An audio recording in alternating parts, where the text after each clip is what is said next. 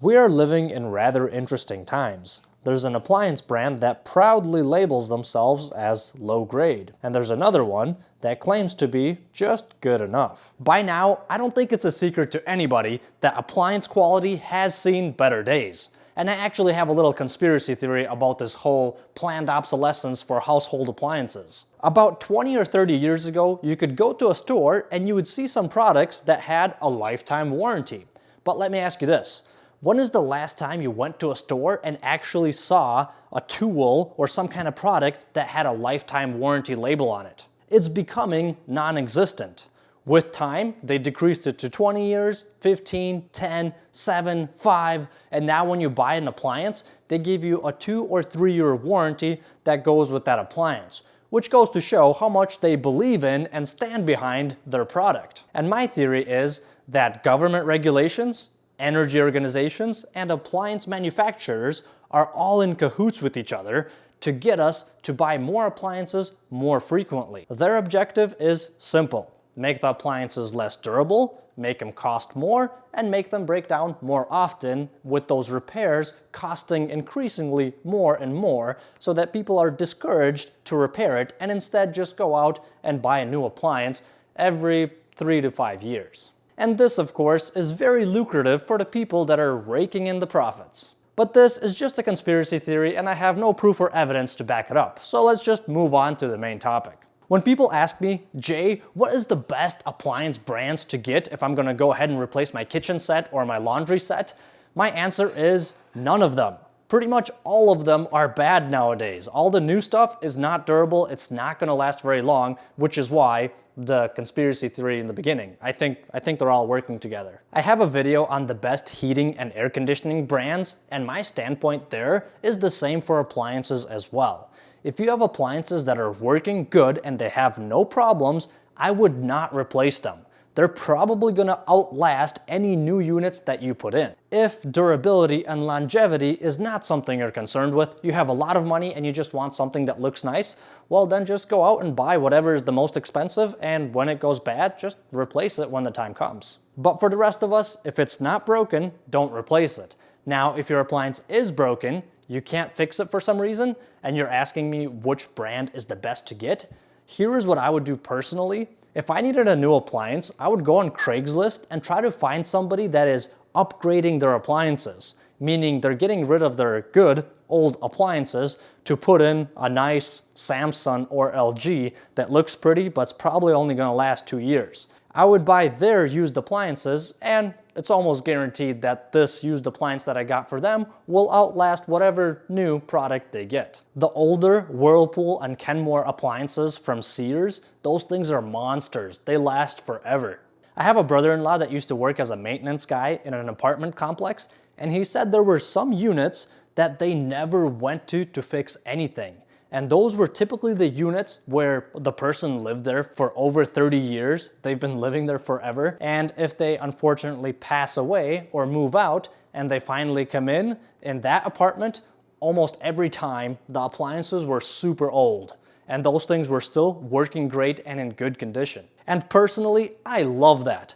I've been a repair guy for 10 years now, and throughout my career, I've never been a salesperson or an installer.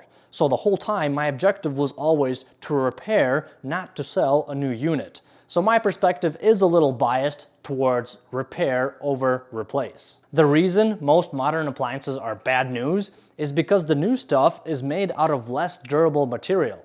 The metal they use is thinner, they use a lot more plastic than metal, and what used to be a mechanical knob now turned into a control board with an electronic display, and that control board costs 20 times more than a mechanical switch if you ever have to replace it. And the bad news is, those control boards do frequently go bad. The old guys I used to work with who were close to retiring would always be lamenting to me, remembering the good old days when they could fix almost all appliances with 20 parts on their van, which was always stocked. They never had to order anything. And nowadays, pretty much every repair they do, they have to order a part. And if they were to stock every part that they need, they would have to drive around a semi-truck. Now, if you do need a new appliance and getting a used one is not an option for you, then I won't list any particular models because oftentimes they're out of stock. But when you go to a store, I can give you some tips and suggestions of what to look for and what to avoid. I think just about any repair technician will tell you to avoid Samsung, except maybe if they're getting a commission for selling the Samsung units,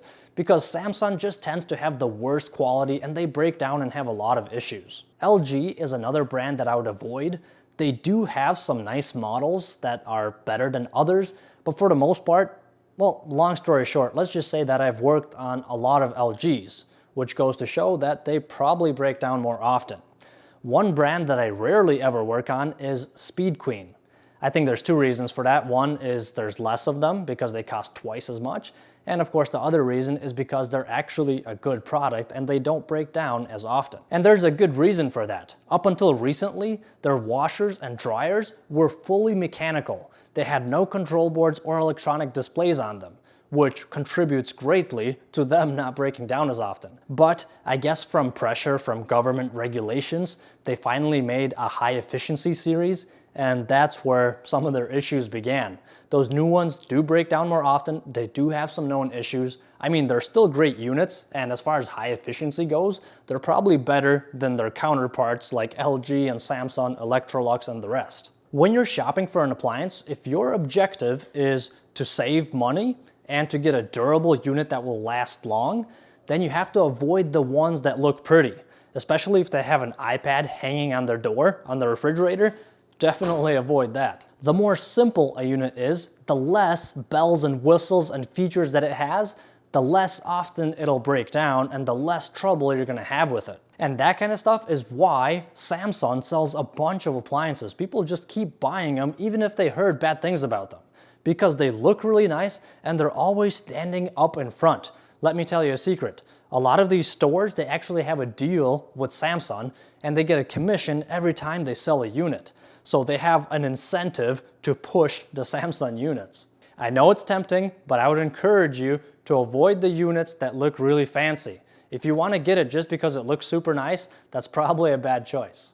Another popular brand is GE, and they're generally good enough. I would pick a GE over a Samsung or an LG any day. And their Profile series, the GE Profile, they seem to be a little better quality and they last better than the regular GEs. If you're looking at a dishwasher, the best brand for that is a Bosch. I think most technicians will agree with me on that one.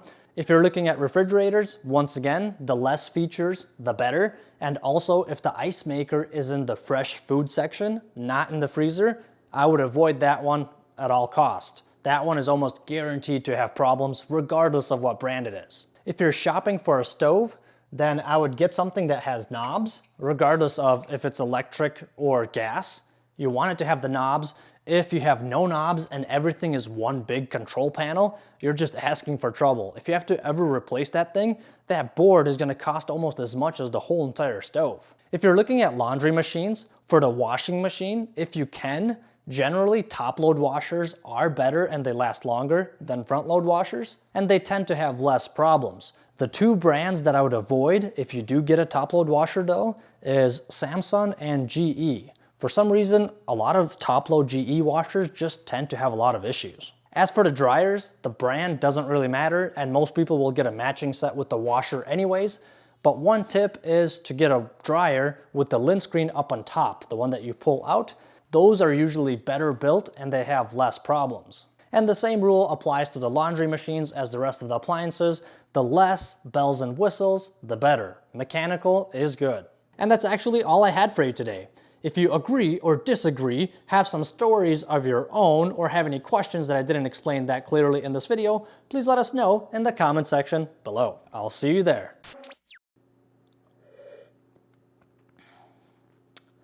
My son was chewing on electrical cords recently, so I had to ground him. He's doing better, currently, and conducting himself properly. I also told my wife that she needs to embrace her mistakes. She gave me a hug.